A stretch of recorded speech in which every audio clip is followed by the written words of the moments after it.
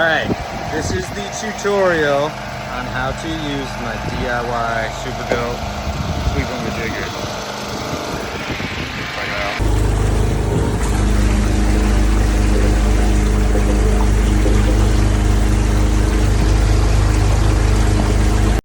Alright, we're going to do a quick overview of how to run the Brad Stearns Extravaganza Doohickey Humdinger Hydroseeder. So this valve here is where you're going to connect your hose up to.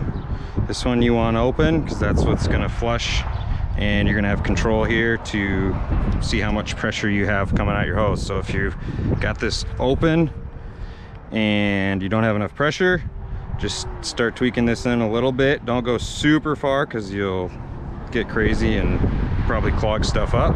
But when you're just starting up, you want this closed, this open. Make sure it's primed.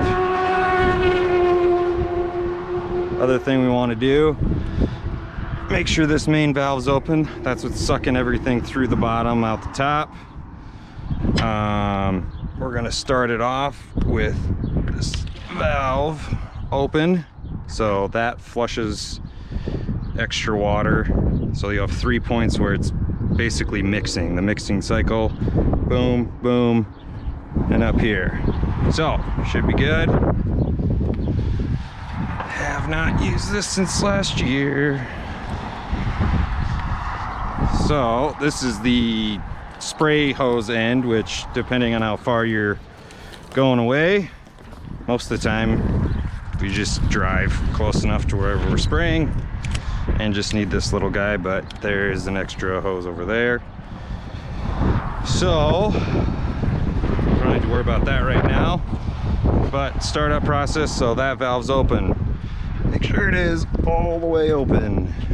This is open, this is closed. We have water in here, it is primed. Also, do not mix. This is mostly water and just some leftover stuff from last year. So you don't want too much material in here if you're not full of water. So it's a 300-gallon tank. I typically will fill it up to like 260 to 280. It just gets to be kind of a lot. Mixing it takes longer. It's probably more efficient just to go to about 260. Start up here. My kill switch is broken on this anyways, but crank her up to full throttle. Got the choke there.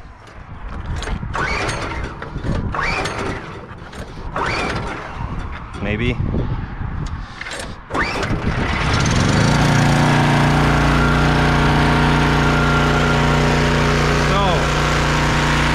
everything should be running.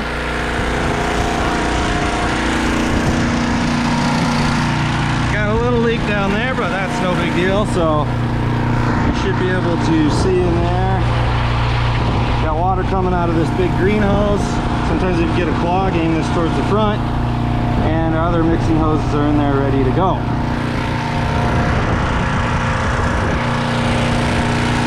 So when we're actually spraying, I like to shut this guy off. We get a little bit more coming out the sides there. Now the fun part, pretty easy, pretty straightforward. So this is our valve for open and close. It's got the wide valve, sprayer tip on.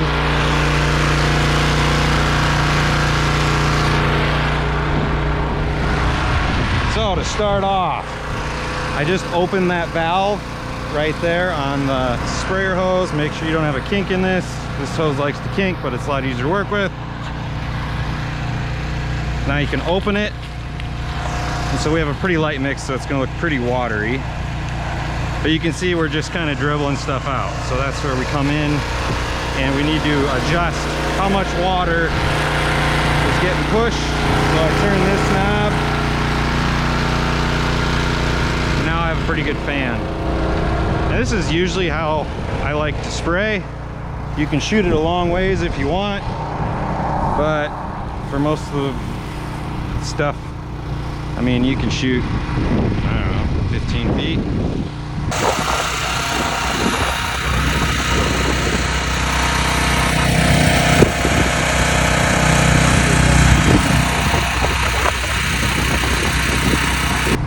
Seems to work pretty well. Now, it'll be a miracle if any of this actually grows.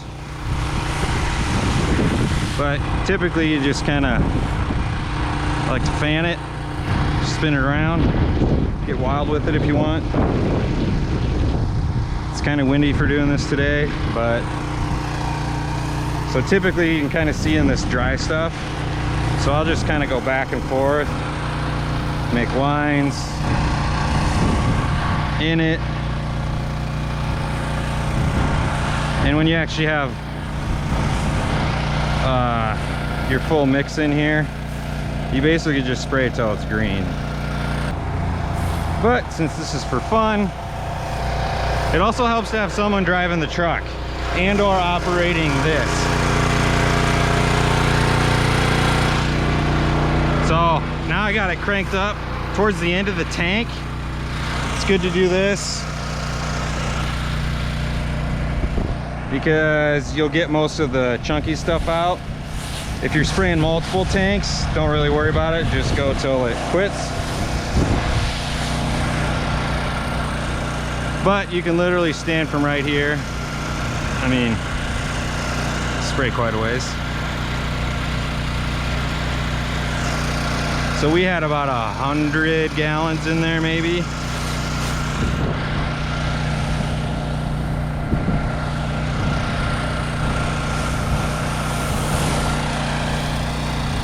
Notorious for spraying myself into a spot where I have to walk through the mud. So if you're smart, you plan it out. It's nice to have someone in the truck where you can spray off the backside of the trailer and just kind of walk backwards, spray as you go, where that hose is staying behind you. You don't have to worry about getting your hose in a bunch of stuff.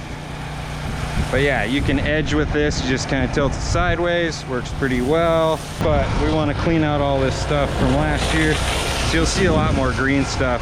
And when you're spraying, it'll be even quite a bit.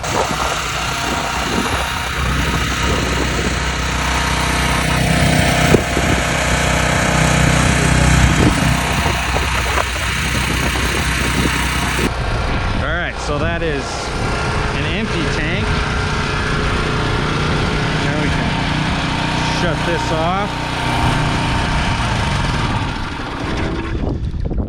Now a mistake commonly made by myself is I'll have this mixture not mixed up well enough and it'll clog somewhere between in that valve.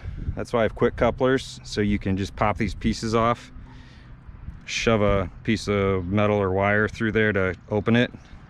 But typically it'll clog somewhere between there and in here. Not often does it happen up here, but everything I set up with quick couplers, which is a little silly, but it works very well.